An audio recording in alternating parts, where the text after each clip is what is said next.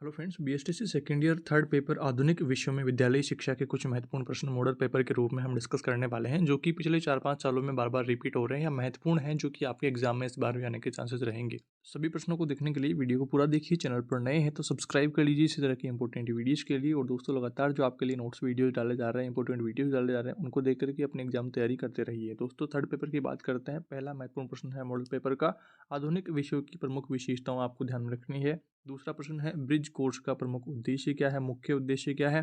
तीसरा प्रश्न है डी स्कूलिंग अवधारणा से आप क्या समझते हैं। चौथा प्रश्न है रीडिंग कैंपेन कार्यक्रम क्या है, रीडिंग कैंपेन कार्यक्रम के बारे में आपको जानना है। पांचवा प्रश्न है राष्ट्रीय माध्यमिक शिक्षा अभियान कब से प्रारंभ हुआ, इस बारे में पढ़ना है। छठा प्रश्न है लहर कार्यक्रम पढ़ना है और इसमें शिक्षण व्यवस्था किस प्रकार की थी वो पढ़ना है। सातवां प्रश्न है होम स्कूलिंग के प्रवर्तक कौन थे, स्कूल के प्रति उनका क्या दृष्टिकोण था, ये पढ़ना है।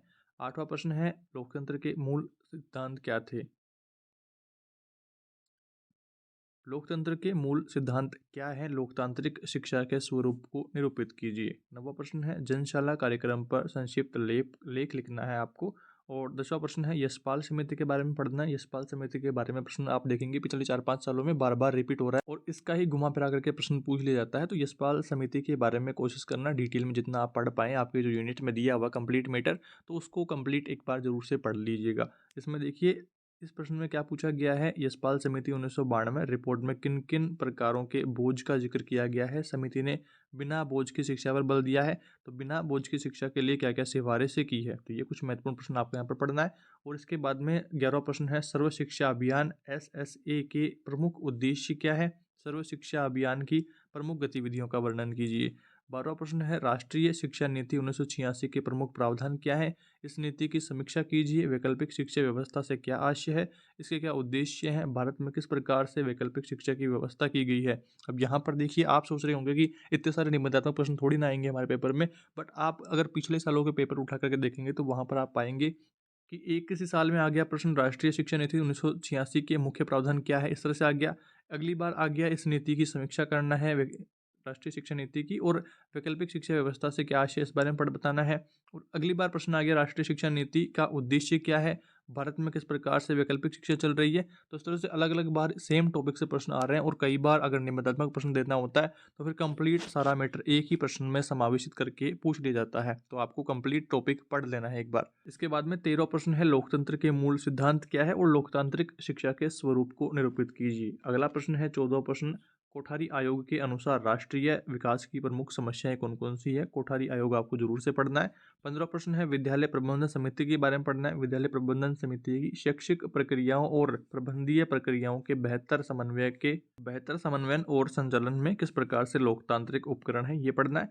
16वां प्रश्न है राष्ट्रवाद की अवधारणा शिक्षा के स्वरूप को निर्धारित करके व परिवर्तित करने में किस प्रकार से सहायक होती है, अपने विचार को पुष्टि में तर्क दीजिए। और यहाँ पर 17वां प्रश्न है वैश्वीकरण किस प्रकार की प्रक्रिया है, वैश्वीकरण से आशय को स्पष्ट करते हुए आधुनिक युग में वैश्वीकरण की आवश्यकता व प्रभाव को समालोचनात्मक आकलन प्रस्तुत कीजिए। 18वां प्रश्न है शिक्षा का मौलिक अधिकार पढ़ना है आपको और शिक्षा के अधिकार विधेयक का महत्व बताते हुए विधेयक में किन्हीं 2 अध्यायों का उल्लेख करना है। 19वां प्रश्न है इंग्लैंड के सार्वजनिक शिक्षा के विकास को स्पष्ट करते हुए यहाँ पूर्व प्राथमिक प्रश्न शिक्षा प्रदान करने वाले विद्यालयों का वर्णन करना है।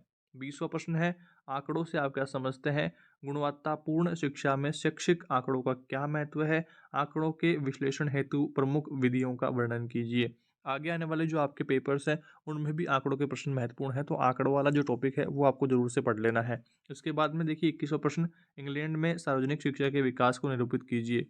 सेम इसी तरह से 19वां प्रश्न था इंग्लैंड की सार्वजनिक शिक्षा को लेकर के, पर यहाँ पर देखिए पूर्व प्राथमिक शिक्षा प्रदान करने वाले विद्यालयों का वर्णन पूछा है, यहाँ पर सिर्फ शिक्षा का विकास पूछा है। तो इस तरह से प्रश्न क्या पूछ रहा है इसका भी आपको पता होना चाहिए कि एक्चुअल में प्रश्न में लिखना क्या है। आप अगर घुमा फिरा करके प्रश्न पूछ लेगा तो उसमें कन्फ्यूज हो सकता है।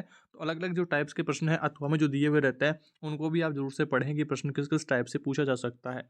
इसके बाद में अगला प्रश्न देखते हैं 22वां प्रश्न जर्मनी में प्राथमिक शिक्षा के लिए पाठ्यक्रम विधि व विद्यालयी अवस्था किस प्रकार की गई है, वर्णन कीजिए। तो जर्मनी की प्राथमिक शिक्षा के लिए पाठ्यक्रम विधि और विद्यालयी व्यवस्था की आपको वर्णन करना है। और 23वां प्रश्न है अंतिम प्रश्न दंड आरेख के माध्यम से आंकड़ों के विश्लेषण को उदाहरण देकर के समझाइए। तो इस तरह से ये कुछ महत्वपूर्ण प्रश्न हैं जो कि आपको थर्ड पेपर में ज़रूर से पढ़ने हैं। अब देखिए जिनकी तैयारी अच्छी चल रही है तो वो कमेंट करके बताना कि कितने प्रश्न आपको ऑलरेडी आते हैं, कितने टॉपिक्स आपके ऑलरेडी क्लियर हैं। और ऐसे स्टूडेंट जिन्होंने अभी तक कुछ भी नहीं पढ़ा इस पेपर में, तो कोशिश करना इन सब महत्वपूर्ण प्रश्नों को, इन सब महत्वपूर्ण टॉपिक्स को ज़रूर से क्लियर करने की। और इन सभी प्रश्नों के उत्तर आपके पास अगर सीरीज़ है तो सीरीज़ में आपको आसानी से मिल जाने वाले हैं। अगर आपके पास सीरीज़ नहीं है, ऑनलाइन ही आप तैयारी कर रहे हैं, तो डिस्क्रिप्शन में प्लेलिस्ट का लिंक दिया हुआ है, नोट्स वीडियो चैनल पर अवेलेबल है, जिनको देख करके आप आराम से अपनी तैयारी कर पाएंगे और एग्जाम में अच्छा स्कोर कर पाएंगे। इस वीडियो में दोस्तों इतना ही। चैनल पर नए हैं तो सब्सक्राइब करिए इसी तरह के इंपॉर्टेंट वीडियोस के लिए। अब एग्जाम पास में है तो दोस्तों जल्दी जल्दी आपके लिए वीडियो जाने वाले हैं, तो चैनल को सब्सक्राइब करके बेल नोटिफिकेशन ऑन करके रखिए ताकि हर एक इंपॉर्टेंट वीडियो का आप तक नोटिफिकेशन पहुंचे। इस वीडियो में इतना ही। Thank you for watching this video.